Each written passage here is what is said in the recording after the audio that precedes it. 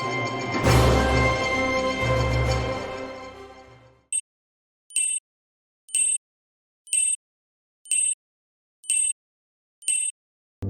di Wuhan, China, pada Desember 2019, virus corona menjadi topik terhangat. Sejak 2 pekan terakhir Januari tahun 2020, virus ini mendadak menjadi teror mengerikan bagi masyarakat dunia, terutama setelah merenggut nyawa ratusan orang.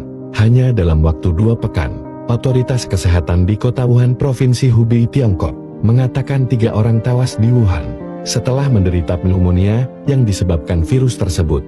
Dilansir dari Asian Nikkei Review, berita tersebut langsung meresahkan warga Tiongkok yang akan melakukan perjalanan pulang kampung untuk merayakan Tahun Baru Imlek pada 25 Januari tahun 2020. Virus ini terasa semakin menakutkan bagi warga karena berkaitan dengan sindrom pernapasan akut berat yang pernah menewaskan hampir 650 orang di Tiongkok dan Hong Kong pada tahun 2002 dan tahun 2003. Dikutip dari Center for Disease Control and Prevention, virus corona merupakan jenis virus yang diidentifikasi sebagai penyebab penyakit pada saluran pernapasan yang pertama kali terdeteksi muncul di kota Wuhan, Tiongkok.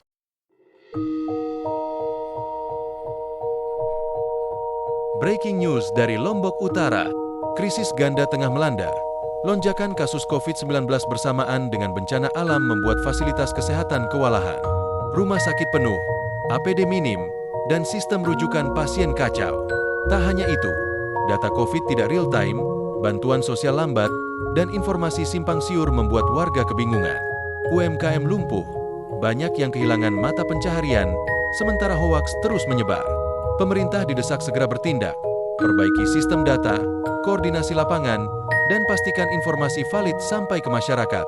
Karena dalam krisis seperti ini, data bukan cuma angka, tapi nyawa.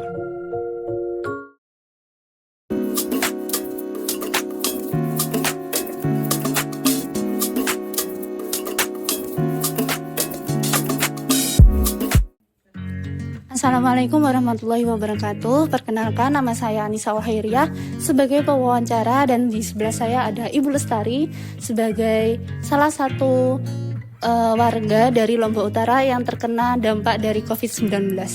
Halo Ibu Lestari, saya mau tanya-tanya nih tentang COVID-19 yang melanda di Lombok Utara ini. Apa sih dampak yang paling kerasa dari COVID-19 di Lombok Utara ini? Wah, itu lumayan banyak ya Mbak ya. Dari rumah sakit itu penuh, tenaga kesehatan itu juga kewalahan. Apalagi ekonomi itu lagi anjlok-anjloknya. Terutama yang kerja di pariwisata, itu kayak di Gili Trawangan tuh terdampak banget. Kalau boleh tahu, siapa yang paling terdampak?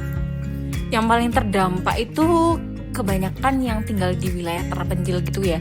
Kayak Bayan, Kayangan, itu tuh soalnya kan akses ke rumah sakit tuh susah, terus kan banyak yang kehilangan pekerjaan juga. Ya itu aja sih Mbak. Menurut Ibu, kapan kondisi yang paling parah itu COVID di Lombok Utara, Bu? Mungkin yang paling parah itu sekitar bulan Juli sampai Oktober 2024 ya. Itu pas lagi naik-naiknya kasusnya. Terus di mana sih titik yang paling krusial COVID-19 ini terjadi di Lombok Utara? Gangga sama Kayangan tuh yang paling parah. Tapi Tanjung itu juga cukup padat, soalnya tuh kayak tempat buat rujukan utama gitu.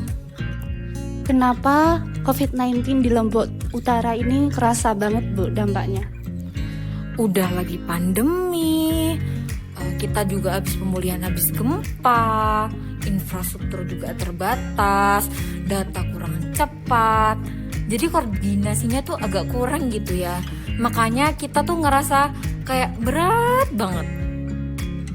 Nah, menurut Ibu gimana sih sebagai warga di Lombok Utara ini ya? Gimana pandangan Ibu terhadap penanganan pemerintah dalam menangani COVID-19 dan juga bencana kemarin? Saya sebagai warga jujur lumayan terbantu. Soalnya kemarin itu pemerintah itu sempat bikin tim gabungan dari BPD, ada BPBD, Dinas Kesehatan, relawan-relawan. Terus juga info-info penting tuh cepat dibagiin lewat WA. Jadi tuh kita sebagai warga tuh tahu lebih cepat gitu info perkembangan yang terjadi di Lombok Utara ini.